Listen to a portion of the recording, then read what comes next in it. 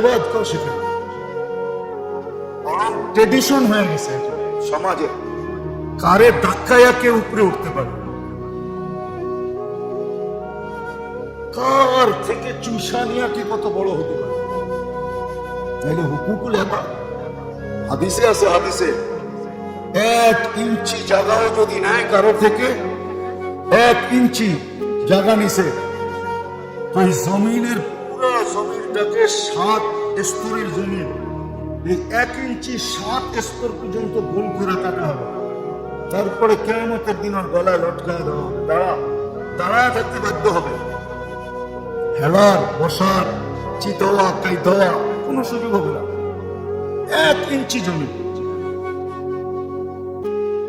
আজকে তো বড় বড় দান মারে, ঠিক না? হ্যাঁ, 1000 কোটি টাকার মালিক, কোটি টাকার মালিক, কোনো ভয় নাই। আমার মনে আছে লোকটা নাই মারা গেছে, আমি একদিন আর অফিসে গেছিলাম, অনেক আগের দিনের কথা, এখনো পাই নাই, আমি কিনা এটাও জানি না। তো ওনার ওয়াজ শুনে আমার মনে চেয়েছিল ওনার কাছে ভর্তি হইতে, যে আমি কয়েকদিন ওনার কাছে পড়ি, তাহলে আমার কিছু বিদ্যা বাড়বে আর কি। এত ওয়াজ জানতাম, নাম বলবো না, ডেভেলপার মালিক, নাম করা মালিক, কিন্তু এখন পর্যন্ত পাই না, পাবো কিনা এটাও জানি না, পাবো কিনা। অথচ চেঞ্জ ছিল, আমারটা নিয়ে উনি আমাকে দিবে, ছিল আমার, কিন্তু এখন পর্যন্ত পাই না, জানি না জীবনে পাবো কিনা, কিন্তু এটা বিশ্বাস করি কিয়ামতের দিন পাবো। ওদিন দেখবো তুমি কত বড় বুঝিল। ও পীর পর্যন্ত, 2 পীর তো আমি চিনি যারা ওনারা খেলাফত দিছে। আমি বাহিরে আয়া বলছিলাম, সামনের উপরে তো বলা যায় না, পাহারা সাহারা এই সেই, ঠিক না? আবার কে জানে অফিসের নিচে আয়নাঘর আছে কিনা। তো শুইনা তো চিনে যাচ্ছি, আর আল্লাহকে এখনো বলতেছি, বলতে থাকবো, ঠিক না? কিন্তু আসলে যদি ওর হুকুকুল ইবাদতের ভয় থাকতো, তাহলে খালি ওয়াজ করতো না, ঠিক না? হায় হায়, আমি তো অফিসে ঢুকে আমি মনে করতেছিলাম নাউজুবিল্লাহ, আল্লাহ আমারে মাফ করো। ওনার ওয়াজ শুনা আমি ভাবতেছিলাম আল্লাহ মনে হয় অফিসেই থাকে, আরশ ছাইরা চলে আসে, এমন ওয়াজ। হ্যাঁ, চলে গেছে লোকটা দুনিয়ার থেকে, জানি না কবরে কি অবস্থা আছে। এটা কেউ ভাবি না, এই জন্য আপনাদেরকে বলতেছি, শিখেন হুকুকুল ইবাদত, শিখেন, ওটা থেকে বাঁচা থাকেন। বান্দেগি যতটুকুই হোক না কেন, আল্লাহ রাসূলের হক টুটা ফাটা যতটুকুই হবে, আশা করা যায় আল্লাহর মেহেরবানির দিকে দেখলে, আর নবীর হারিসুন বিল মুমিনিনা রাউফুর রহিমের সিফাতের দিকে দেখলে দেখা যাবে যে দুইজনেই বুকে টেনে নিয়ে, যদি হুকুকুল ইবাদত থেকে বেঁচে থাকেন। শিখেন, কিতাব খোঁজেন, তালিম করেন, ওলামাদের কাছ থেকে শিখেন। আল্লাহ আমাদেরকে আমল করার তৌফিক দান করুন। ওমা আলাইনা ইল্লাল বালাগ। একে সামনে রেখে কিছু কথা রাখবর সাথে সাথে দোয়ার দরখাস্ত। আল্লাহ আমাদের সকলকে কথাগুলো পূজা, গুণে গাথা এবং আমল করার তৌফিক দান করুন।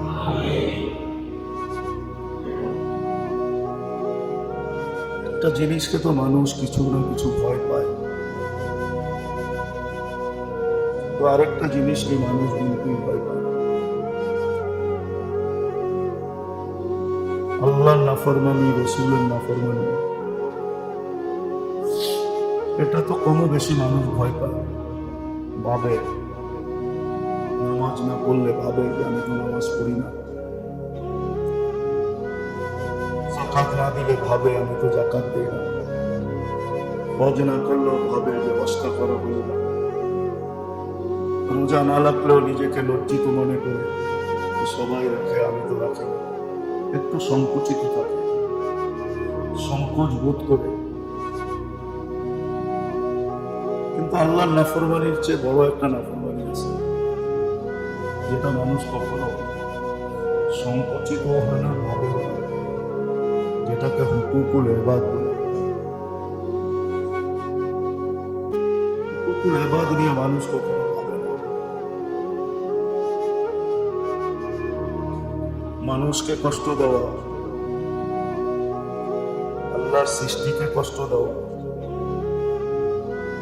বা আল্লাহর সৃষ্টির সাথে দুর্ব্যবহার করা, খারাপ ব্যবহার করা, যেটাকে হুকুকুল ইবাদ বলে, না শিখে না জানে, না এটাকে ভয় পায়। সমাজের ভিতরে এটা এখন ব্যাপকতা এতটুকু লাভ করছে যে মানুষ এটার প্রতি ভ্রূক্ষেপ করে। অথচ হাদিসে আছে এক ব্যক্তি পাহাড় সমান নেকি নিয়ে আসবে, বরং পাহাড়ের উপরে রাখলেও পাহাড় ধসা যাবে, এত নেকি ওজন হবে। কিন্তু হুকুকুল ইবাদের কারণে ওই দিন সবকিছু কিন্তু নেকি দিয়া পরিশোধ করতে হবে। নেকি দিতে দিতে দিতে দিতে দিতে শূন্যের খাতায় চলে আসবে, তারপরও মানুষের হক থেকে যাবে। তখন তাদের গুনাহের কাছে আসতে থাকে।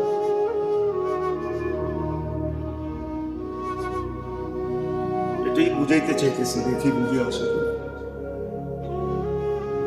হুকুকুল্লাহ নিয়ে মানুষ চিন্তিত তো হয়, লজ্জিত হয়, চিন্তিত হয়, সংকুচিত হয়,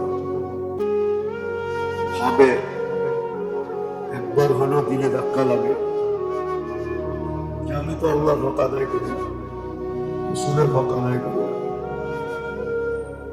কিন্তু হুকুকুল ইবাদ মানুষ শিখেও না। আর এটা যে গুনাহ, আল্লাহর বিরাট বড় ধমকি, সতর্কতা, যে সব গুনাহ মাফ করবে। আল্লাহর হক আল্লাহ ইচ্ছা করলে মাফ করে দিবে, কিন্তু হুকুকুল ইবাদ মাফ করবে না যতক্ষণ পর্যন্ত বান্দা মাফ না করবে, তার কাছে মাফ না চাবে। শুধু একটা ক্ষেত্র আছে, ওইখানে সবার যাওয়া সম্ভব হয় না, আর গেলেও কেউ চায় কিনা এটা সম্ভব। মুজদালিফায় হুকুকুল ইবাদ মাফ হয়, কিন্তু মুজদালিফা যাওয়ার পরে মনে হয় না কেউ চায়। কম লোকেই আছে যার মনে পড়ে যে এখানে তো হুকুকুল ইবাদ মাফ হবে, মাফ চাইলে, কিন্তু ওইখানেও চায় না। জন্য আমাদের শেখা উচিত। ছোট একটা কটু কথাও হাদিসে এটাই আছে, হাসি মুখেও যদি কাউকে গালি দিল এটাও কিন্তু হিসাবে আছে। অনর্থক কাউকে একটা থাপ্পড় দিল এটাও হিসাবে আছে। ছোট একটা ধাক্কা দিল এটাও হিসাবে আছে।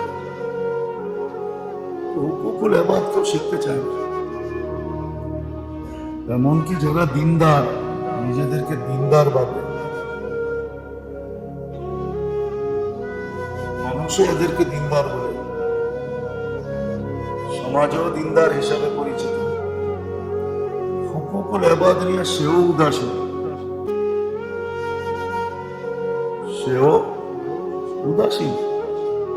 সবাই আমরা উদাসীন হুকুকুল ইবাদ নিয়ে। হুকুকুল ইবাদ সম্বন্ধে কারো কোনো ধারণা নেই, না শিখে। এই জন্যই বলতেছিলাম যে হুকুকুল্লাহ নিয়ে এত সামান্য সজাগতা আছে, সামান্য সজাগ সবাই। আল্লাহ আল্লাহ রসুলের নাফরমানি নিয়ে সবাই সজাগ বটে, কিন্তু আরেকটা নিয়ে জিনিস নিয়ে যে সজাগ থাকা উচিত ছিল, এই ব্যাপারে সবাই উদাসীন। নারীও উদাসীন, পুরুষও উদাসীন, সামনেও উদাসীন, পিছু উদাসীন। কত মানুষ দেখা যায় লোকটা নাই, কথার ছলে ওই লোকটাকে এখানে বসে গালি দিতেছে, অথচ সে জানেই না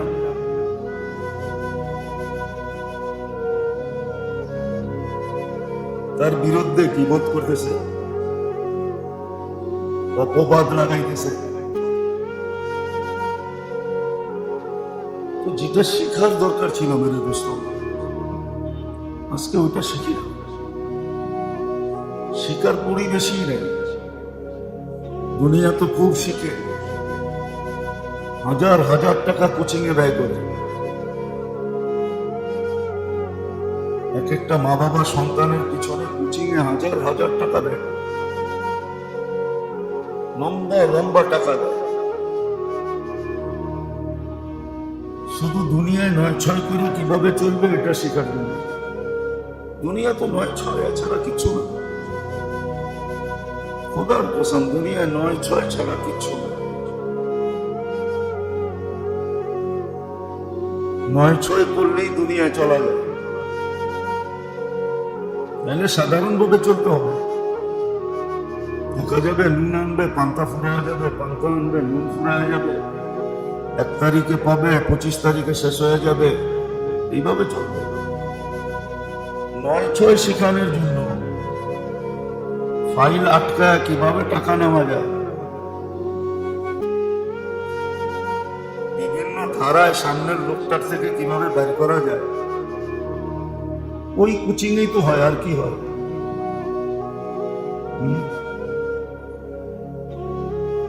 ওটার পিছনে হাজার হাজার টাকা খরচ করতে পারে, লক্ষ লক্ষ টাকা খরচ করে দুনিয়াবি শিক্ষার জন্য।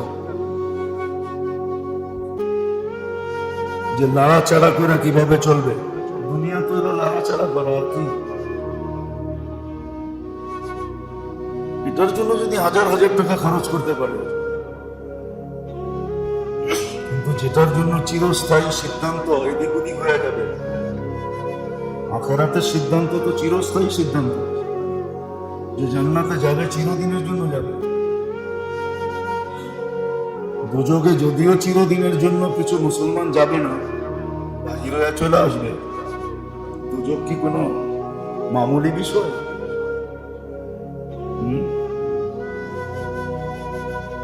দুনিয়ার আগুনের চেয়ে যে আগুন ৩,০০০ গুণ পাওয়ারফুল, ৩,০০০ গুণ। দুনিয়ার আগুন তো স্টিলকে গলায় দেয়, লোহাকে ২ টুকরা করে দেয়, লোহাকে গলায় তরল করে দেয়।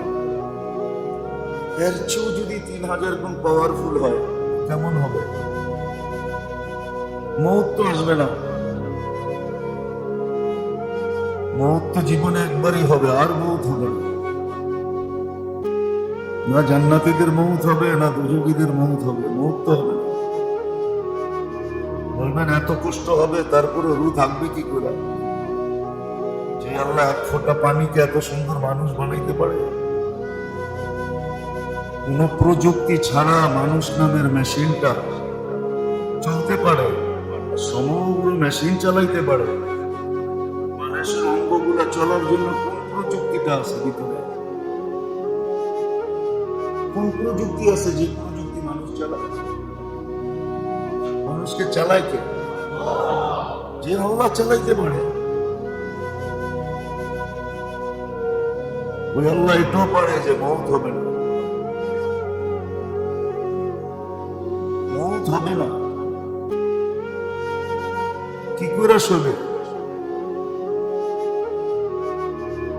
যেটা শিখার দরকার ছিল, খোদার কসম এটা কেউ শিখে না।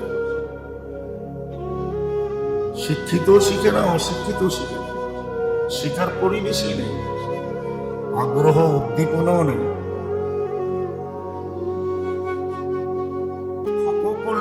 কথা তো শোনা আছে, শুধু একটা ব্যতীত, শিরক ব্যতীত সব গুনাহ মাফ করে দেওয়ার অঙ্গীকার আছে। আমরা চাইলে মাফ করে দেব, আর মাফ করেও দেন। হাজারো ব্যবস্থা রেখে দিয়েছেন মাফ করার জন্য। সামান্য একটু ইস্তেগফার মনের থেকে পড়লেই পিছের গুনাহ মাফ হয়ে যাবে। আরো শত পন্থা রয়ে গেছে মাফ করার জন্য। এক নামাজ থেকে আরেক নামাজে পা দিতে দেরি, মধ্যবর্তী গুনাহ মাফ হতে দেরি হয় না।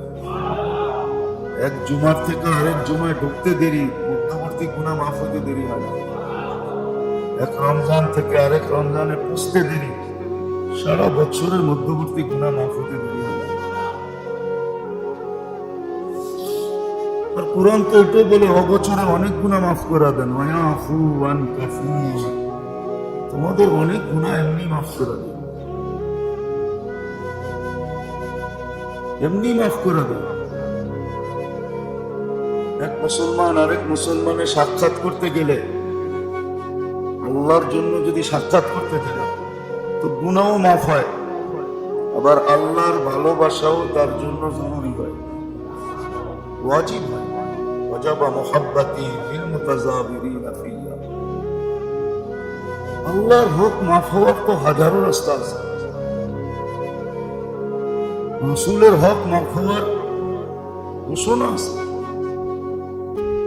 কিন্তু যেটা সবচেয়ে বেশি ভাবার বিষয় ছিল, চিন্তার বিষয় ছিল, আজকে আমরা সবচেয়ে বেশি উদাসীন কেন? হুকুকুল ইবাদ কেউ শিখেও না, শিখতেও চায় না, পরিবেশও নাই, আর এটা নিয়ে সবাই উদাসীন,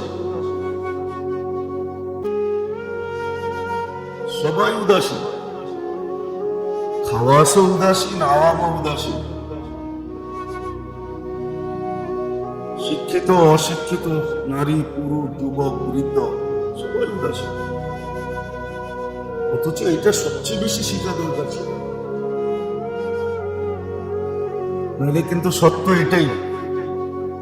আবু হানিফা রহমতুল্লাহ আলাইহি একজনকে দাওয়াত করে খাওয়াইতেছে, আর সেমন দাওয়াত, শত আইটেমের দাওয়াত। খাদেম জিজ্ঞাসা করছে, হুজুর একে এত বেশি আইটেম করে কেন খাওয়াইতেছেন, এত সমিহা করে? এ তো সারাদিন আপনার বিরুদ্ধে বলে। বলছে এই জন্যই তো খাওয়াইতেছি, আমার গুনাহগুলা নিজের মাথায় নিতেছে, তুমি তো আজ পর্যন্ত একটাও নাও না। এই যে হুকুকুল ইবাদ, সমাজ সুন্দর হয় কিন্তু এটা দিয়ে। ইবাদত তো হলো জাতি জিনিস, ব্যক্তিগত জিনিস, এটার প্রভাব ব্যক্তির উপরে পড়ে, সমাজের উপরে পড়ে না। সমাজ তো সুন্দর হয় এটা দিয়ে। হুকুকুল ইবাদ যখন শিখে, সবাই পুরা করে, সবাই মানে, তখন কিন্তু সমাজ সুন্দর হয়, পরিবেশ সুন্দর হয়, তখন সমাজ খুব সুন্দর হয়, খুব। কেউ কাউকে অনর্থক কষ্ট দেয় না। শুধু শুধু তো কিতাবে বলে না, হাদিস তো শুধু শুধু বলে নাই, আল মুসলিমু মান সালিমা আল মুসলিমিনা বিলিসানিহি ওয়া ইয়াদিহি। মুসলমান তো কি বলে? যার মুখ দ্বারা কেউ কষ্ট পায় না, যার হাত দ্বারা কেউ কষ্ট পায় না, এমনকি চিন্তা দ্বারাও কেউ কষ্ট পায় না। ইসলামের এত দাম কেন? ইন্না দ্বীন ইনদাল্লাহিল ইসলাম, এত দামি কেন? দিন হিসাবে ইসলাম মনোনীত কেন? ইসলাম কিন্তু সালাম থেকে আসছে। সালাম, সালাম কাকে বলে যায় না?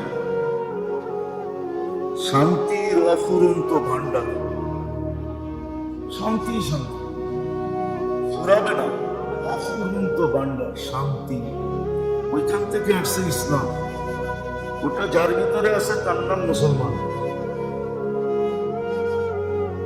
এই জন্য বলছে মাইয়াস্তাতি আইয়ানফা আন-নাস ফালিয়ানফা, উপকার করতে পারলে করো, অপকার করো না। উপকার যদি পারো তো করো, যদি না পারো তাহলে করবে না, উপকার করো না। এটাই এক কবি বুঝাইছেন, কুওয়াতে নেকি নাদারি, ভালো করতে পারো না, খারাপ করো না। এটার উপরই আল্লাহর ওয়াদা, ইরহাম মান ফিল আরদি, দয়া করো ওর উপরে যে জমিনে আছে। আকাশওয়ালা তোমার উপরে দয়া করবে। বুঝাইতে পারতেছি না, এই জন্য সমাজও সজাগ না। সমাজ সুন্দর হয় এইভাবে,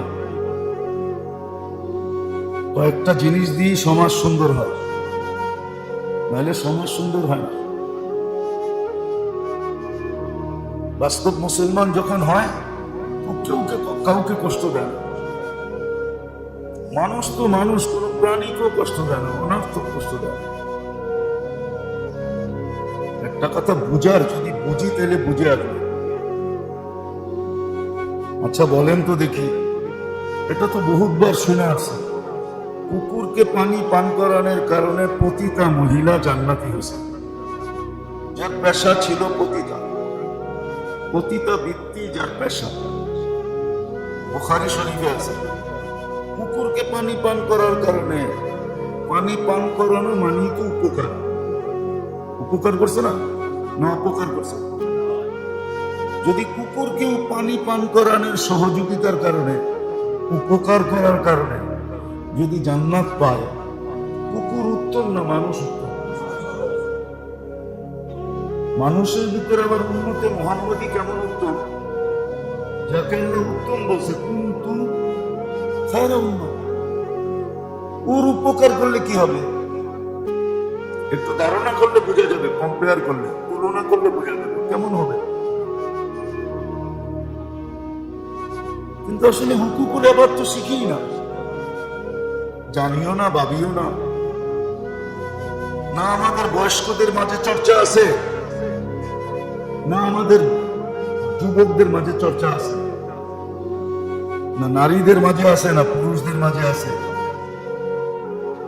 না কারো ঘরে কোনো তালিম আছে, তালিমও নেই। হুকুকুল ইবাদের কোনো তালিমই নেই, কোনো তালিম নেই। বললে তো অনেকে রাগ হয়ে যাবে, বলবে মাথা বিগড়ে গেছে, উনিও বিরোধিতা শুরু করছে। আসলে বিরোধিতা না, আপনি ফাজাইলের তালিম করেন, এটার পাশে এটাও রাখেন, হুকুকুল ইবাদেরও তালিম করেন, সপ্তাহে একদিন করেন, নাইলে আলোচনাই করেন। আলোচনা তো হয় না, আপনি 6 নম্বরের আলোচনা করেন, হুকুকুল ইবাদেরও আলোচনা করেন, করে তো না। শুধু আপনাদেরকে বলতেছি না, সবাইকে বলতেছি, উচিত ছিল এগুলা করা, তাহলে সমাজ সুন্দর হইত, কেউ কাউকে কষ্ট দিত না, কারো থেকে কেউ কোনোদিন কষ্ট পাইত না, সমাজটা বড় সুন্দর হতো। একজন আরেকজনের উপকারে আসার জন্য 24 ঘন্টা উৎপাইতা থাকতো, যে আমি কার উপকারে আসতে পারি, কার উপকার করতে পারি, কার উপকার। আরেকটা জিনিসও বুখারীতে আছে, বুখারী শরীফে আছে, শুধু বিলাইকে কষ্ট দিয়ে মেরে ফেলছে। অথচ ওই মহিলার চরিত্র কি ছিল? সারা রাত্র ইবাদত করত, সারা দিন রোজা রাখত, নিষিদ্ধ দিন ব্যতীত সারা জীবন রোজায় কাটাইছে, সারা রাত্র ইবাদত করছে, কিন্তু এক বিলাই কষ্ট দেওয়ার কারণে জাহান্নাম। বুখারী শরীফ আছে। আর মানুষ যদি মানুষকে কষ্ট দিয়ে মেরা ফেলে, তাহলে কি হবে? কি বিলাই উত্তম না মানুষ উত্তম? মানুষের ভিতরে মানুষ উত্তম না মুসলমান উত্তম? মুসলমানের ভিতরে মুসলমানের উম্মতে মুহাম্মদী উত্তম না সাধারণ উম্মত উত্তম? ও তো বনি ইসরায়েলের উম্মতকে মেরে, বনি ইসরায়েলের মহিলা ছিল। আজকে তো মানুষ মানুষকে মারতে দ্বিধা করে না, করে নাকি? হ্যাঁ,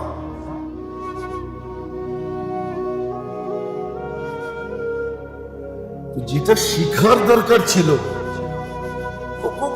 হুকুকুল্লাহ তো দেখা দেখা শিখা যায়। বলেন কয়জনে নামাজ শিখা নামাজি? একজন বলেন যে আমি হুজুরের কাছে গেছি, পড়ছি 2 রাকাত পড়া, তারপরে সপ্তাহিত পড়া, তারপরে নামাজ শুরু করছি, বা নামাজ সপ্তাহিত করছি, বা নামাজের জন্য আমি 2, 4, 5 দিন ট্রেনিং দিছি, যে আমার ট্রেনিং ছাড়া তো ঠিক হবে না, যে আমার হাতের আঙ্গুলি তাকবীরে তাহরিমার সময় কোন দিকে থাকতে হবে, পাও কিভাবে রাখতে হবে, রুকুতে গেলে কতটুকু ঝুঁকতে হবে, সেজদায় গেলে কিভাবে থাকতে হবে। তালিমে তো পড়ে, নামাজে বলে কয় হাজার মশলা আছে, কি পড়েন না? বলেন না, তালিমে কি লেখা আছে? কত নাই ফাজাইলে আমাদের লেখা 12,000 মশলা আছে। আচ্ছা বলেন, কোন আলেমের কাছে যে 12টা শিখছেন? বলেন, 3 চিল্লা তো অনেকজন এখানে আছে, রাগ হয় না কিন্তু, বিরুদ্ধে বলতেছিলাম। ইবাদত তো শেখা দেখা দেখা শিখা যায়।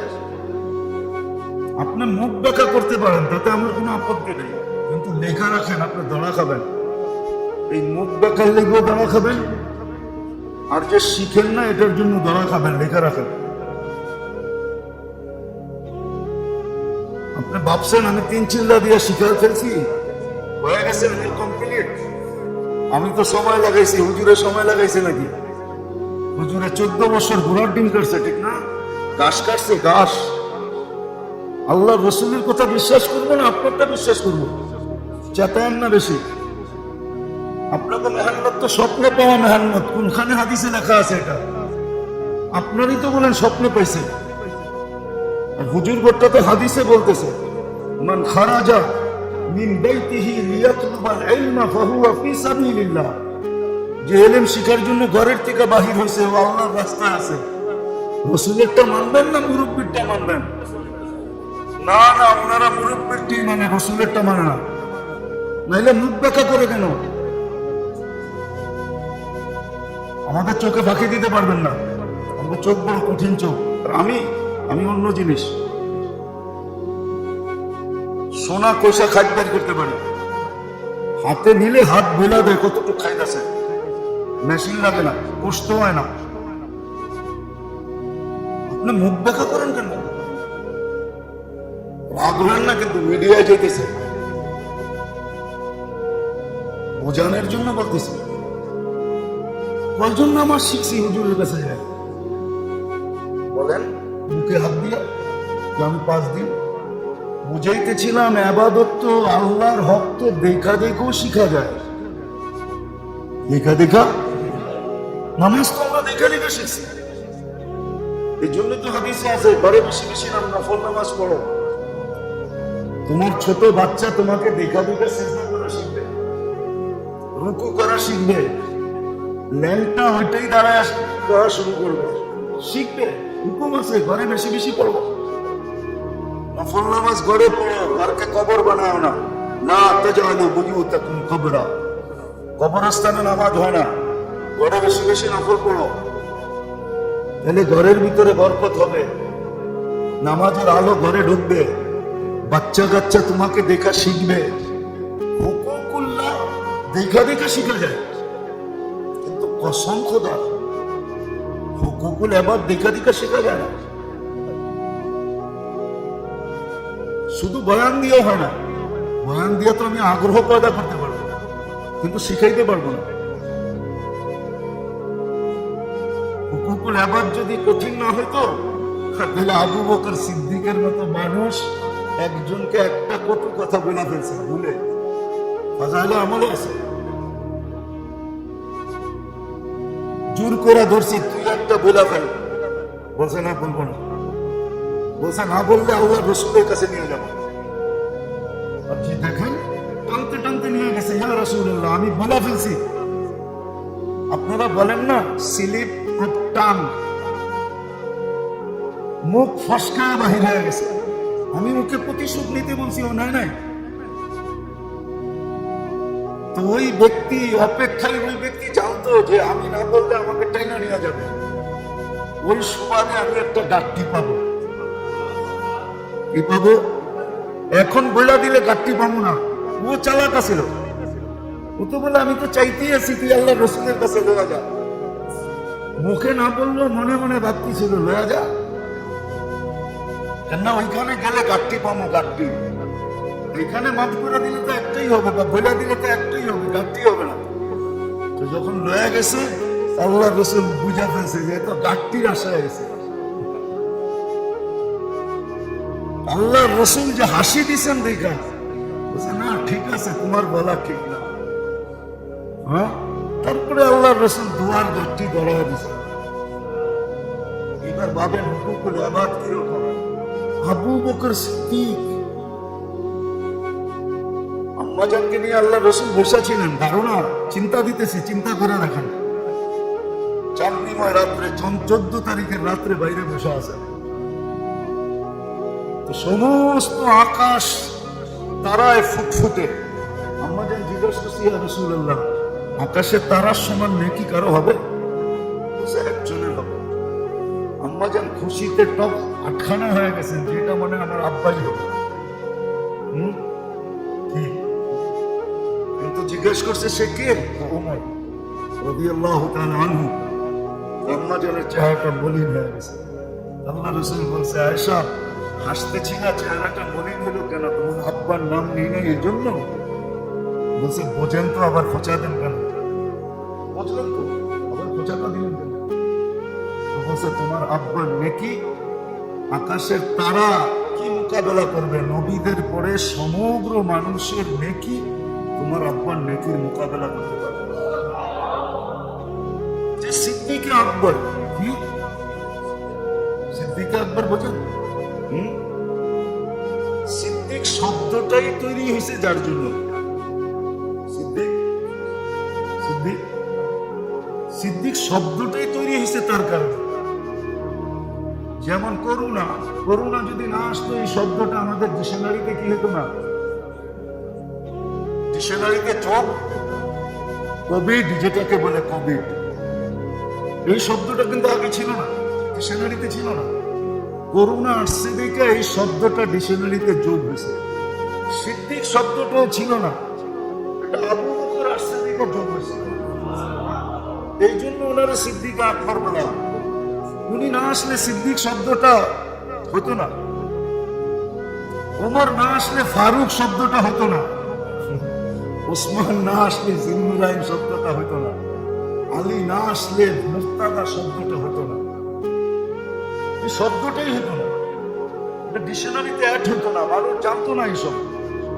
সিদ্দিকে আকবর, হুকুকুল ইবাদে ওনার এতটুকু চিন্তা না বলে দেন নাইলে নিয়ে যান আল্লাহ রাসূলের কাছে।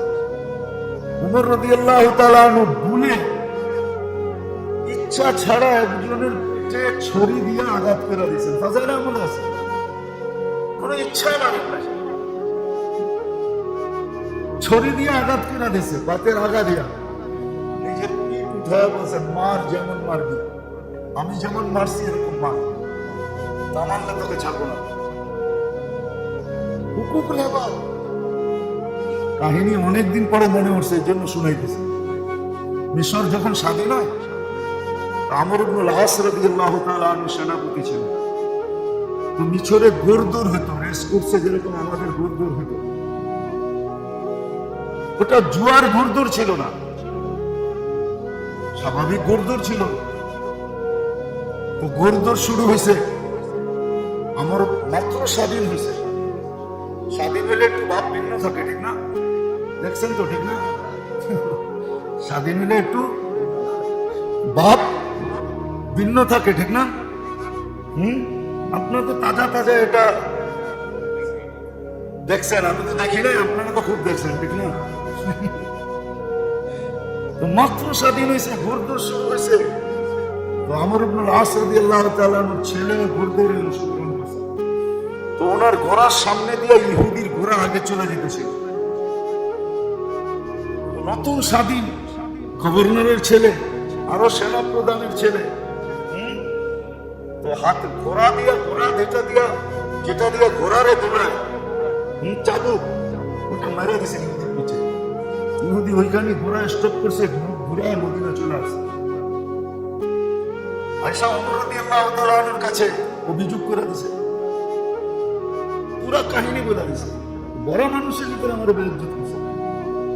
ওমর রাদিয়াল্লাহু চিঠি লিখছে আমর ইবনুল আস রাদিয়াল্লাহু তাআলা আনহুর কাছে, তুমিও আসো, ছেলেকেও নিয়ে আসো। চিঠি পাওয়া মাত্র মদিনায় রওনা দিবে, কোনো দেরি মেরি চাই না। যখন চিঠি পাইছে রওনা দিছে, ওমর রাদিয়াল্লাহু তাআলা নামাই না যায় কই আমিরুল মুমিনিন। তো যখন ফিরা মদিনা আসছে, বড় দরবারে ঢুকছে, দরবার বিলকুল বড়। খবর পায়া উনি দরবার সাজাইছেন, সবাইকে বেকা জমা করছেন। ঢোকার সময় বাপ বেটা দেখছে ইহুদি দাঁড়ায় আছে, জিজ্ঞেস করছে কেন ডাকছেন ইহুদিরে, বলছে বল কি বলবি। তো পুরো কাহিনী বলার পরে ওমর রাদিয়াল্লাহু তাআলা সিদ্ধান্ত দিয়েছে, ওয়াদরিবহু কামা যারাবাকা, তোরে যেরকম মারছে এরকম মার, ওয়াখজিলহু কামা খাযালাকা, যেরকম বেইজ্জত করছে এরকম কর। একদিকে ইনসাফ বোঝা যায় যে ইনসাফ কেমন। ইহুদি বলতেছিল যে আমি মারবো না, বেইজ্জত করবো না। আমি শুনছিলাম আমিরুল মুমিনিন বড় ন্যায়পরায়ণ, ইনসাফগার।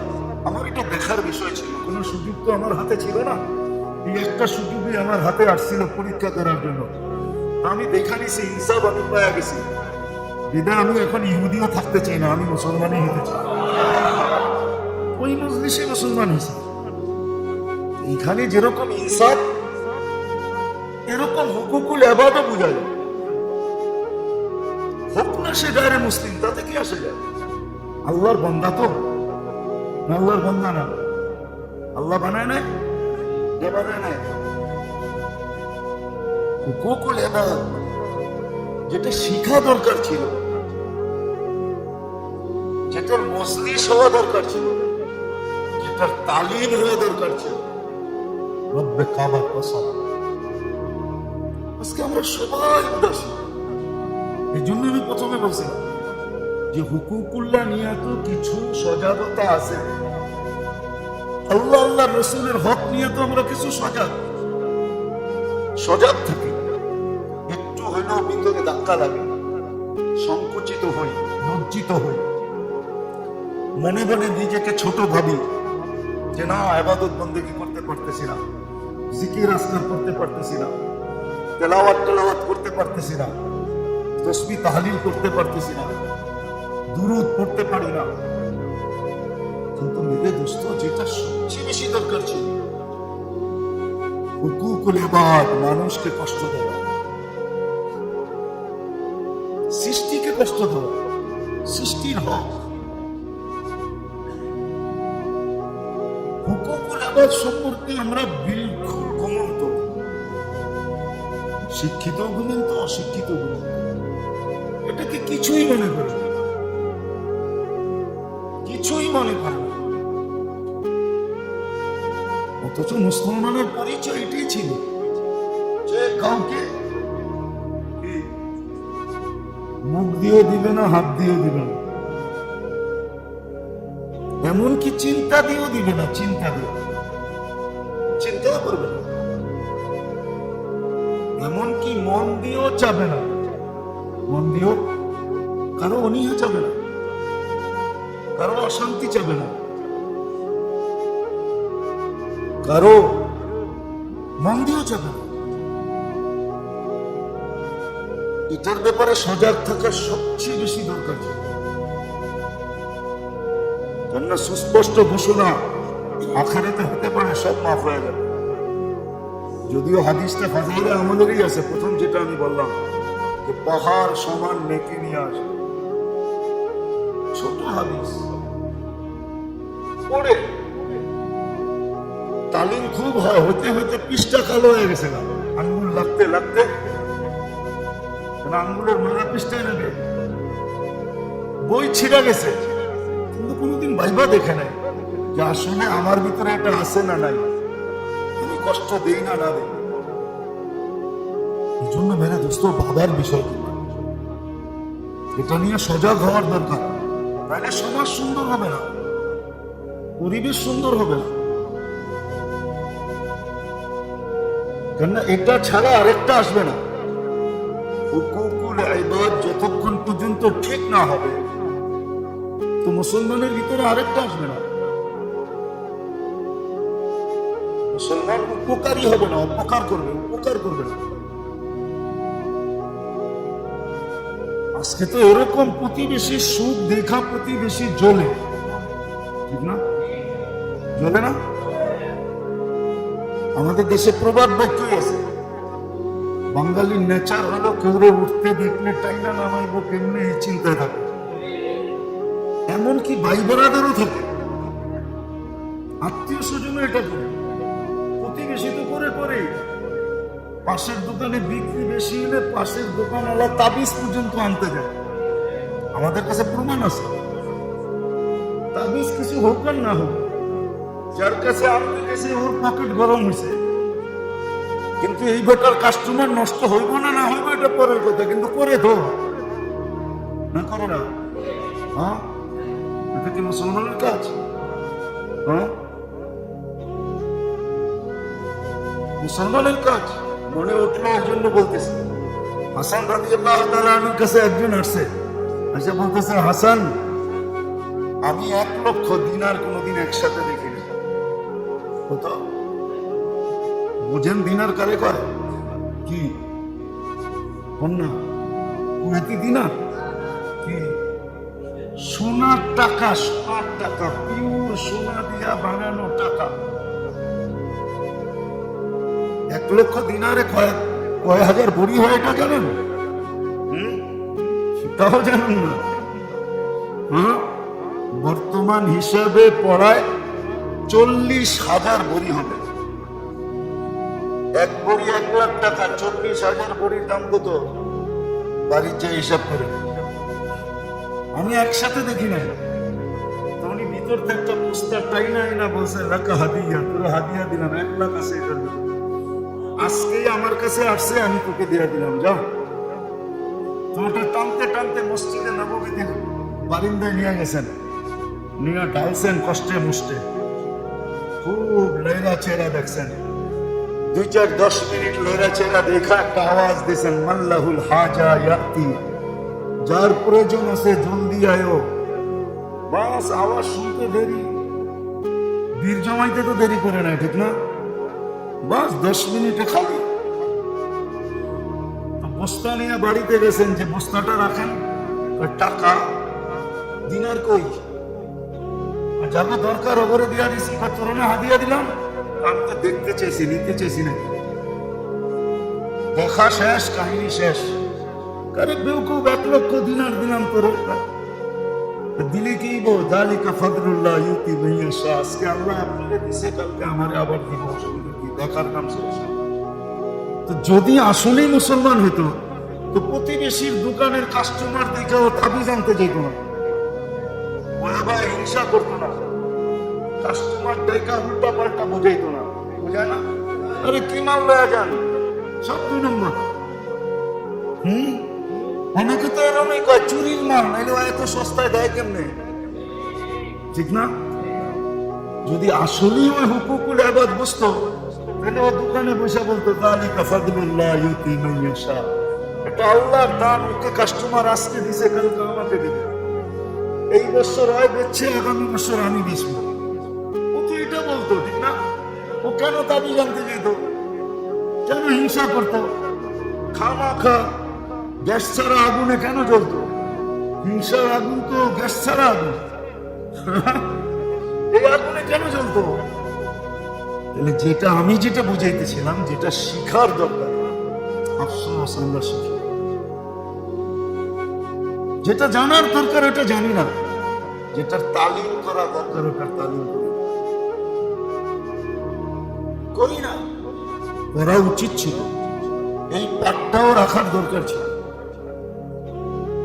হুকুকুল ইবাদ শুধু শুধু তো বলে না, কবি লিখতে লিখতে এক জায়গায় এসে লিখছে, মর্দুমা জালিমা, সব কর কিন্তু সৃষ্টিকে কষ্ট দিস না। সৃষ্টিকে সব কর কিন্তু সৃষ্টিকে কষ্ট দিস না, কেননা সৃষ্টি ডাইরেক্ট আল্লাহর সাথে কানেক্টেড। ডাইরেক্ট কি? আল্লাহর সাথে কানেক্টেড, আল্লাহর সাথে মিলন। সৃষ্টিকে কষ্ট দেওয়া মানে আল্লাহকে কষ্ট দেওয়া। এই জন্য মেরে দোস্ত, মাসলা কিন্তু আখেরাত। আবারও বলতেছি, সব মাফ করবে, হুকুকুল ইবাদ মাফ করবে। হ্যাঁ, মাফ হবে যদি পদ্ধতি শিখতে পারি। পদ্ধতি শিখতে হবে, তাহলে মাফ হয়ে যাবে। এটাও হাদিসে আছে। তখন দেখা যাবে আল্লাহ নিজের পক্ষ থেকে ওকে বদলা দিবে। এই জন্য হাদিসে আছে, কোন এক ব্যক্তির সামনে জান্নাতের একটা ঘর উঠাবে, ঘর, বাড়ি, প্লেস, বাংলো সামনে নিয়ে আসবে। দেখা আশ্চর্য হয়ে যাবে, আল্লাহ এত সুন্দর বাংলো, এটা কার? আল্লাহ বলে দিতে পারি, যদি তোমার বাইরে মাফ করে দাও তাহলে দিতে পারি তোমার। সে বলবে একবার মাফ, 100 বার মাফ করলাম, তারপরে বাংলা চাই। হ্যাঁ, তো আসে পদ্ধতি শিখলে এটা হবে। আল্লাহ তার পক্ষ থেকে বদলা দিয়া তাকে ছাড়াই দেবে। কিন্তু আমাকে তো পদ্ধতি শিখতে হবে না, শিখতে হবে না। শুধু একবার শুনলেই এই পদ্ধতি আসবে না, আর একবার শোনানো, একবারে শোনানো সম্ভব না। একবারে শোনানো সম্ভব না, একবারে শোনানো সম্ভব না। কিন্তু করে কয়জন? একটা বলে দিই, করে কয়জন? একজন তো করলো। ডেলি কিছু নেক আমল করা, যে আল্লাহ আমি যাদেরকে কষ্ট দিছি, বা আমার দ্বারা যারা কষ্ট পেয়েছে, বা যাদের হক আমি বিনষ্ট করছি, আল্লাহ এই নেক করলাম, এটা ওনাদেরকে দিয়ে দিই। কি আজ পর্যন্ত সূরা ফাতিহা 3 বার পড়া কাউকে দিছেন? বলেন, একজন বলেন যে আমি দিছি, একজন তো না। ওই পদ্ধতির মধ্যে এটা একটা পদ্ধতি, ওই পদ্ধতির মধ্যে এটা একটা। কিছু এক করেন, 100 বার আল্লাহ লা ইলাহা ইল্লাল্লাহ পড়েন, 100 বার সুবহানাল্লাহ পড়েন, 100 বার আলহামদুলিল্লাহ পড়েন, 100 বার আল্লাহু আকবার পড়েন, 3 বার কুল হুয়াল্লাহ পড়েন, সূরা ইখলাস পড়েন, 100 বার দুরূদ শরীফ পড়েন, 100 বার আল্লাহ আল্লাহ বলেন। কি আল্লাহ বললে নাকি কম হবে? ঠিক না? একটা উদাহরণ দেখি কি বুঝে আসে কিনা। আল্লাহ বললে 40 নাকি পাওয়া যাবে, মানে কি? এখন একটা উদাহরণ দিই, আল্লাহ বলার 40 নাকি কোরআনের অন্য 4 অক্ষর বলার 40 নেকির সমান না। অন্ত 1 মণ লোহা 1 মণ তুলা ওজনে সমান না? বলে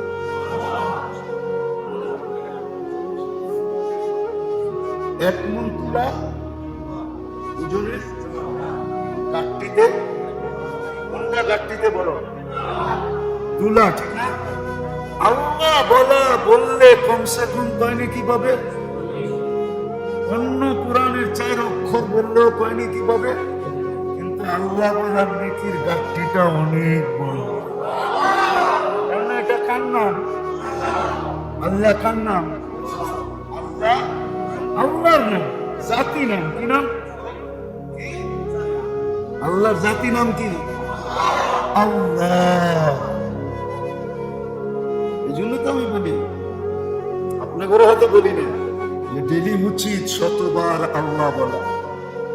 যত আলো দেখেন না, আলো,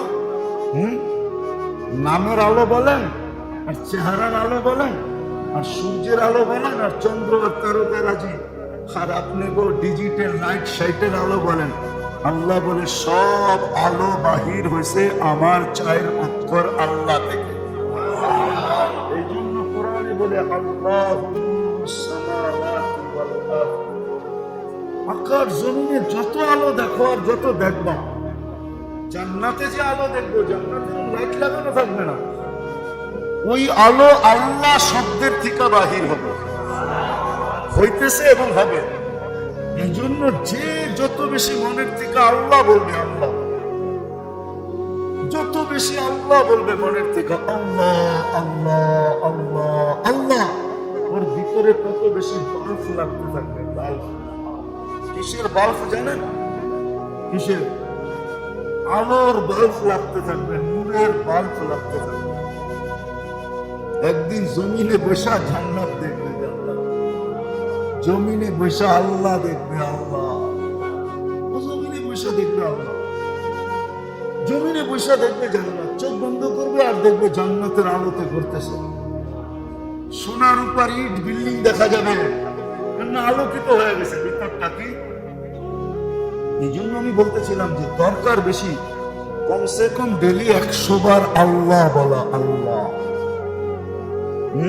সহি শুদ্ধ ভাবে মনের থেকে আল্লাহ আল্লাহ আল্লাহ আল্লাহ আল্লাহ। যদি বলতো না, তাহলে আমার সমাজে কেউ বাবা বেচার সুযোগ পেত না। তাহলে তো যুবকরা সারাদিন আল্লাহ আল্লাহ করতো, ভিতরে আলোকিত হয়ে যেত যে জান্নাত দেখছে। ওর বাবা ওর ছোট সময় বাবা খেয়ে জমতো না, ডাইল খেয়ে জমতো না।